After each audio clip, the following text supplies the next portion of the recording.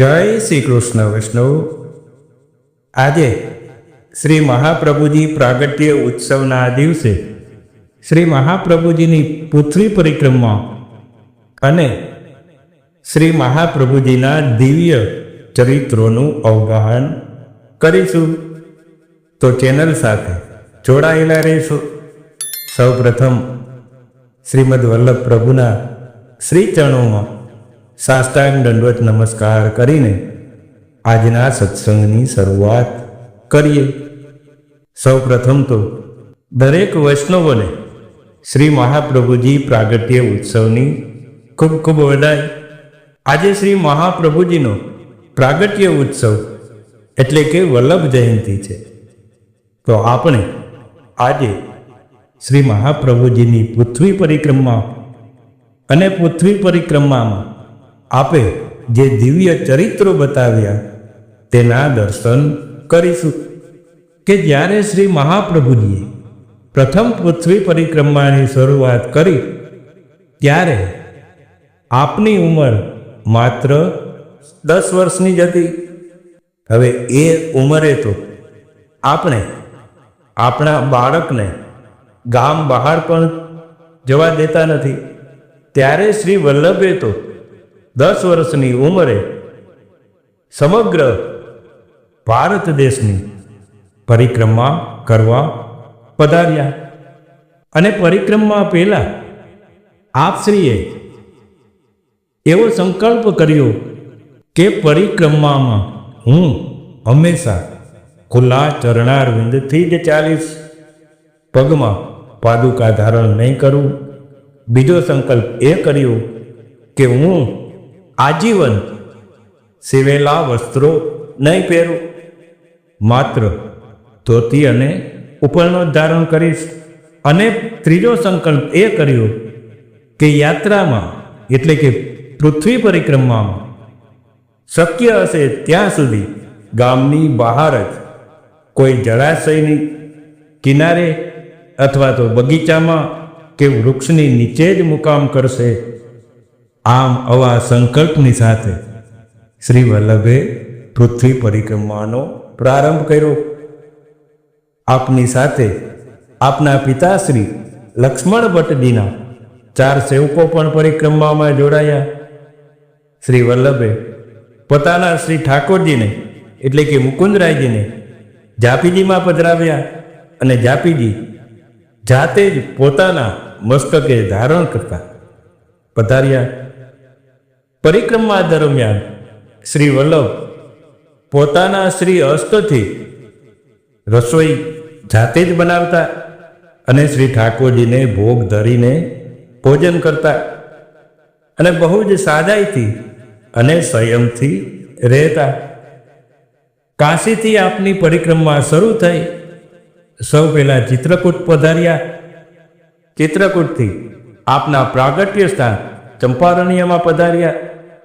ત્યાં આપે શ્રીમદ ભાગવત પારાયણ કર્યું। ચંપારણ્યથી મધ્યપ્રદેશમાં આવેલ વૃદ્ધિનગર કે જેને વર્ધાનગર કહેવામાં આવે છે તે વર્ધાનગરમાં પધાર્યા। ત્યાં વર્ધાનગરમાં કપૂરચંદ અરસાનીના સૌથી નાના પુત્ર દામોદરદાસજીને સેવક કરી સાથે લીધા। અને શ્રી વલ્લભ ત્યાંથી તેમના વતન કાકરવાડમાં પધાર્યા। કુટુંબને મળ્યા। કાકરવાડથી મોસાળ વિજયનગરમાં પધાર્યા। ત્યારે રસ્તામાં પુષ્પદંત નામના વિદ્વાન સાથે આપનો મેળાપ થયો। શ્રી વલ્લભ સાથે શાસ્ત્ર ચર્ચા થઈ કે કોની પૂજા કરવી જોઈએ, ગણપતિની કે ગોપાલની પૂજા કરવી જોઈએ। ત્યારે શ્રી વલ્લભે શ્રીમદ ભગવદ્ ગીતાના શ્લોકોનો અનુસંધાન તાકીને સિદ્ધ કર્યું કે પરમાત્મા શ્રી કૃષ્ણની જ સેવા કરવી જોઈએ, કારણ કે શ્રી કૃષ્ણમાં સર્વ દેવો સમાયેલા છે અને શ્રી કૃષ્ણની સેવામાં જ સર્વે દેવોની પૂજા થઈ જાય છે, માટે અલગથી કોઈ દેવની પૂજા કે સેવા કરવાની જરૂર રહેતી નથી। આમ ત્યાંથી શ્રી વલ્લભ મંગળપ્રસ્થ ગામે પધાર્યા કે જ્યાં ભગવાન પન્ના નૃસિંહજીના દર્શન કરી મિશ્રીના પન્નાનો ભોગ ધરી ત્યાંથી તિરુપતિ પધાર્યા. તિરુપતિમાં બાલાજીના દર્શન કર્યા અને વિદ્વાનો સાથે શાસ્ત્ર ચર્ચા કરીને આપ વિજય થયા. આમ શાસ્ત્ર ચર્ચામાં સૌને જીતતા જીતતા આપ વિજયનગરમાં પધાર્યા. વિજયનગરમાં તે વખતે કૃષ્ણદેવ રાજા રાજ્ય કરતા હતા અને શ્રી વલ્લભ ત્યાં પધાર્યા ત્યારે રાજાએ એક ધર્મસભા બોલાવી હતી અને એવું નક્કી કર્યું હતું કે જે વિદ્વાન સૌને જીતે તેમના સેવક થવું. હવે વલ્લભ 11 વર્ષની આયુમાં રાજ્યસભામાં પધાર્યા. સૌને ભારે નવાઈ લાગી.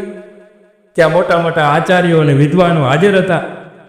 સૌની સાથે શ્રી વલ્લભે 28 દિવસ સુધી શાસ્ત્ર ચર્ચા કરી અને તેમાં સૌ હારી ગયા અને સૌને શ્રી વલ્લભે નિરુત્તર કર્યા અને શ્રી વલ્લભનો વિજય થયો. સભામાં શ્રી વલ્લભનો જય ઘોષ થયો. આમ શ્રી વલ્લભે માયાવાદનું ખંડન કરી અને શુદ્ધાદ્વૈત સાકાર બ્રહ્મવાદનું સ્થાપન કર્યું. ત્યારે કૃષ્ણદેવ રાજાએ પવિત્ર નદીઓના જળમાં 100 મણ સુવર્ણના ફૂલ પધરાવી વેદ મંત્રો સાથે શ્રી વલ્લભનો કંકાભિષેક કર્યો અને બધા વિદ્વાનોએ શ્રી વલ્લભને આચાર્યની પદવી પ્રદાન કરી.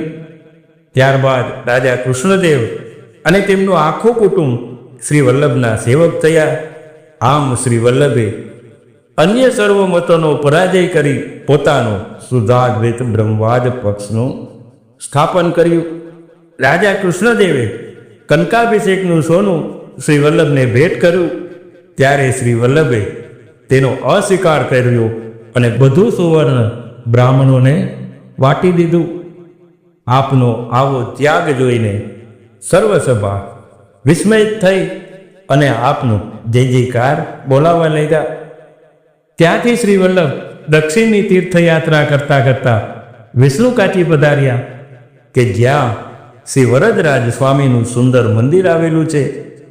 આપ દર્શન કરવા પધાર્યા ત્યારે આપે જોયું કે મંદિરમાં બધા પગથિયા ઉપર તે સમયના બંગાળના ભક્ત કવિ જયદેવજીના રચેલા ગ્રંથ ગીત ગોવિંદની અષ્ટપદીઓ કોતરેલી હતી. જેમ ભગવાનના સ્વરૂપને પગ ન લગાડાય તેમ ભગવાનના નામને પણ પગ ન લગાડાય. આથી જ તો શ્રી વલ્લભ ત્યાંથી જ ભગવાનને પ્રણામ કરી પાછા પધાર્યા અને રાત્રે સ્વપ્નમાં ભગવાને તે મંદિરના પૂજારીને આજ્ઞા કરી કે મંદિરના પગથિયા પર પિત્તળના પતરાઓ જડાવી દો જેથી મારા નામ ઉપર પગ મૂકવાનો કોઈને અપરાધ ન થાય. બીજા દિવસે શ્રી વલ્લભ પાછા ત્યાં પધાર્યા. પગથિયા ઉપર પતરા જડેલા જોયા છતાંય આપ ઢીચણની મદદથી પગથિયા ચડી મંદિરમાં પધાર્યા. પગના પંજા પગથિયા ઉપર મૂક્યા નહીં કારણ કે પતરાની નીચે પણ ભગવાનનું નામ લખેલું હતું. દક્ષિણમાં ઠેર ઠેર આપને ધર્માંધ્ર ઉગ્રવાદીઓનો સામનો કરવો પડ્યો. એક જગ્યાએ તો એક અઘોરી સાધુ મળ્યો. તે યોગ પરથી સૂર્ય અને ચંદ્રની ગતિને રોકી બતાવી. ત્યારે શ્રી વલ્લભના એક સેવકે શ્રી વલ્લભના કૃપા બળથી તેને જમીન સરખો ચિપકાવી દીધો. પરિણામે તે ન હાલી શકે કે ના ચાલી શકે. શ્રી વલ્લભે આજ્ઞા કરી કે બીજાઓને આંજવા માટે ચમત્કાર ન બતાવો. ચમત્કારથી બુદ્ધિમાં પરિવર્તન આવતું નથી. જીવન પરિવર્તન માટે સાચું જ્ઞાન આપો. હવે એક બીજો યોગી શ્રી વલ્લભને મળ્યો. તેમણે કહ્યું કે હું આકાશમાં ઉડી શકું છું અને તે શ્રી વલ્લભની સામે ઉડવા ગયો પણ પાછો જમીન ઉપર પડ્યો. તેનું યોગબળ શ્રી વલ્લભની સામે કંઈ ચાલ્યું નહીં અને તે શરમાઈને જતો રહ્યો. ત્યાંથી શ્રી વલ્લભ તામ્રપર્ણી નદીના કિનારે પધાર્યા. ત્યાં 2 ગાંવ દૂર એક મોટું શહેર હતું અને તેના રાજપુરોહિત શ્રી વલ્લભ પાસે આવ્યા અને તેમને કહ્યું કે મહારાજ, અમારા રાજા કાળજ્વરથી ખૂબ જ પીડાય છે. ઘણા ઉપચારો કર્યા પણ કોઈ પરિણામ આવ્યું નહીં. એક તાંત્રિકે રાજાના કદનો સોનાનું કાળ પુરુષ એટલે કે પૂતળું સોનાનું તૈયાર કરાવીને ગોઠવ્યું છે. કોઈ બ્રાહ્મણ તેનું દાન સ્વીકારે તો રાજાનો રોગ મટી જાય. ઘણા બ્રાહ્મણો સોનાના લોભમાં દાન લેવા આવ્યા, પણ પૂતળામાંથી કાળ પુરુષને જીવતો જાગતો બહાર આવતો જોઈને સૌ ગભરાઈને ડરીને ભાગી જાય છે. આપ કૃપા કરીને અમારા રાજાને બચાવો. ત્યારે શ્રી વલ્લભ રાજ્યસભામાં ગયા. ત્યાં તેમનું ઘણું સ્વાગત થયું. શ્રી વલ્લભે દ્વાન સ્વીકારવા હાથમાં જલ લઈ સંકલ્પ કર્યો. ત્યારે કાળ પુરુષ હાજર થયો. તેણે શ્રી વલ્લભ સામે 1 આંગળી ઊંચી કરી. સામે શ્રી વલ્લભે 3 આંગળીઓ ઊંચી કરી. કાળ પુરુષ શ્રી વલ્લભને મસ્તક નમાવી ચૂપચાપ ચાલ્યો ગયો. રાજાનો જવર ઉતરી ગયો અને તેમણે શ્રી વલ્લભને સોનાના પૂતળાનું દાન સ્વીકારવા વિનંતી કરી. ત્યારે શ્રી વલ્લભે આજ્ઞા કરી, આ જે કાંઈ સુવર્ણ છે તેના ટુકડા કરી અને દરેક બ્રાહ્મણોમાં વેચી આપો. હું દાન સ્વીકારતો નથી. ત્યારે રાજાએ વિનંતી કરી કે પ્રભુ, કાળ પુરુષે 1 આંગળી બતાવી અને આપે 3 આંગળી બતાવી, તેનું કારણ કહો. ત્યારે આપે આજ્ઞા કરી કે કાળ પુરુષ 1 આંગળી બતાવીને પૂછતો હતો કે તમે દિવસમાં 1 વખત પણ વિધિપૂર્વક સંધ્યાવદન કરો છો તો મારું દાન સ્વીકારો. ત્યારે મેં 3 આંગળી બતાવીને કહ્યું કે હું સવાર, બપોર, સાંજ એમ 3 વખત સંધ્યાવદન કરું છું. આથી તે નમી પડ્યો અને ચાલ્યો ગયો. અને આ શહેરમાં શ્રી વલ્લભનો ઘણો જ જય જયકાર થયો. આમ શ્રી વલ્લભના અનેક ચરિત્રો રહેલા છે. સમય મળીએ આપણે શ્રી વલ્લભના વિશેષ ચરિત્રોનું અવગાહન કરીશું. આજનો સત્સંગ શ્રી વલ્લભના શ્રી ચરણોમાં સમર્પિત કરીએ છીએ. ફરી મળીશું. ત્યાં સુધી સર્વને જય શ્રી કૃષ્ણ.